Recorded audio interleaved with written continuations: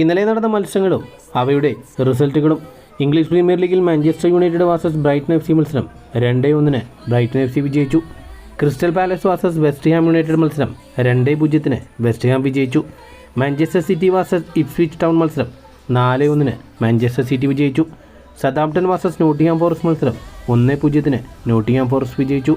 Tottenham versus Everton മത്സരം 4-0 Tottenham വിജയിച്ചു.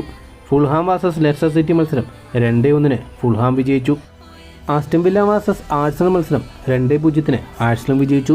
ഡോർമുണ്ട് versus Frankfurt മത്സരം 2-0 ഡോർമുണ്ട് വിജയിച്ചു.